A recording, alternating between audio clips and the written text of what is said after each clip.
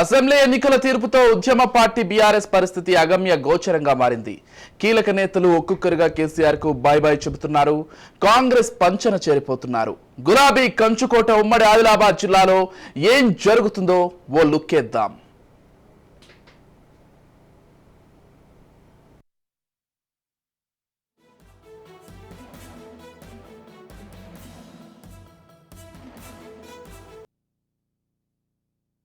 Assembly ఎన్నికల్లో hat trick విజయాన్ని ఆశించిన కేసీఆర్ అండ్ టీమ్ కు నిరాశను అందించారు. అధికారంలోకి కాంగ్రెస్ వచ్చిన నాటి నుంచి గులాబీ పార్టీకి గడ్డు కాలం ఎదురైంది. ఓవైపు నేతల జంపింగ్, మరోవైపు అవినీతి అక్రమాలపై రేవంత్ దృష్టి పెట్టడంతో కీలక నేతలు కారు దిగేస్తున్నారు. ఎంపీ ఎన్నికల నేపథ్యంలో గెలుపు సంగతి అటుంచితే క్యాడర్ను నిలుపుకోవడం గులాబీ బాస్ కు పెద్ద సంకటంగా మారింది. ఉమ్మడి ఆదిలాబాద్ జిల్లాలో 2 ఎమ్మెల్యే స్థానాలకే బీఆర్ఎస్ పరిమితమైంది. మొన్న జరిగిన ఎన్నికల్లో కాంగ్రెస్, బీజేపీలు చెరో 4 గెలుచుకున్నాయి. రాజకీయ భవిష్యత్తును ఊహించుకున్న నేతలు హస్తం చేయందుకుంటున్నారు. దీంతో బీఆర్ఎస్ పరిస్థితి మరింత బలహీనంగా మారింది. మంచిర్యాల, బెల్లంపల్లి, చెన్నూరు నియోజకవర్గాల్లో కాంగ్రెస్ అభ్యర్థులు భారీ మెజారిటీతో విజయం సాధించారు. ఖానాపూర్లో కాంగ్రెస్ అభ్యర్థి బొజ్జు పటేల్ గెలుపొందారు.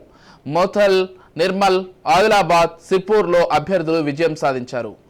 కాంగ్రెస్ ప్రభుత్వం ప్రవేశపెట్టిన పథకాలకు ఆకర్షితులై కాంగ్రెస్ను బలోపేతం చేస్తామని చెప్పి జాతీయ సమగ్రతను కాపాడే పార్టీ కాంగ్రెసే పార్టీ, బడుగు బలైన వర్గాలను ఆదుకునే పార్టీ, హక్కున చేసుకునే పార్టీ కాంగ్రెస్ పార్టీ అని చెప్పేసి కాంగ్రెస్ పార్టీ మీద నమ్మకంతో చాలా మంది జాయినింగ్స్ అవుతూ ఉన్నాయి.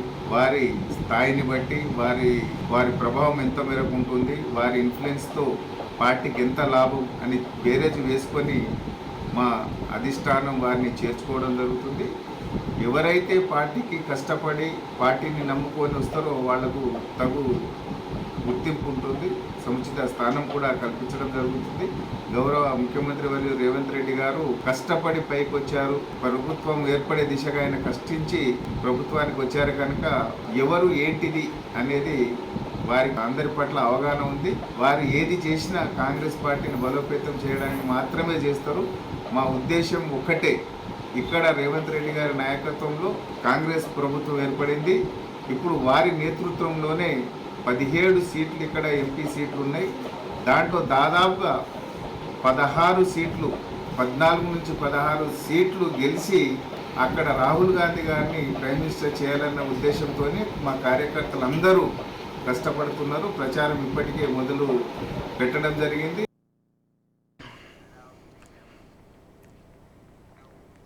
బీఎస్పీ పార్టీ నుంచి ఆర్ఎస్ ప్రవీణ్ కుమార్ కేసీఆర్ పంచన చేరడాన్ని వ్యతిరేకించిన సిర్పూర్ మాజీ ఎమ్మెల్యే కోనేరు కోనప్ప మంత్రి సీతక్క సమక్షంలో కాంగ్రెస్ కండువా కప్పుకోనున్నారు.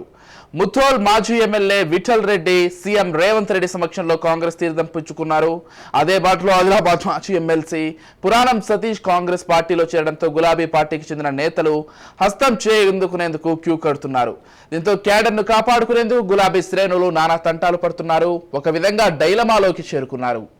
బీఆర్ఎస్ పార్టీని వీడి కాంగ్రెస్లో పోవడం బాధాకరంగా ఉన్నప్పటికీ తప్పని పరిస్థితులు పోవడం జరిగింది. ఎందుకంటే బీఆర్ఎస్ పార్టీ ఒక ఎమ్మెల్యే క్యాండిడేట్ ని ఇక్కడ ఓడగొట్టడానికి ప్రధాన అనుచరుడుగా పనిచేసిన ఆర్ఎస్ ప్రవీణ్ గారు గడిల పాలన, దొంగ పాలన అని చెప్పిన ముఖ్యమంత్రిని తిట్టి నెల రోజులు కాకముందే దొర దగ్గరికి పోయి ఉండడం చాలా బాధాకరం. మరియు ఏ స్పందన, ఎలాంటి సిర్పూర్ తాలూకా ప్రజల అభిప్రాయం సేకరణ లేకుండా ఒక 3 పర్యాయాలు ఎమ్మెల్యేగా చేసిన మనిషికి ఓటమికి కారణమై ఈరోజు రాష్ట్రంలోనే తెలంగాణ ప్రభుత్వం పడిపోవడానికి 0.5 to 1 పాయింట్ ఓట్ షేర్ని కించపరిచి దోచుకొని ఈరోజు ఒక దొంగగా మారిన ఆర్ఎస్ ప్రవీణ్ గారు వెంటనే మళ్ళీ బీఆర్ఎస్తో కలవడం చాలా బాధాకరం.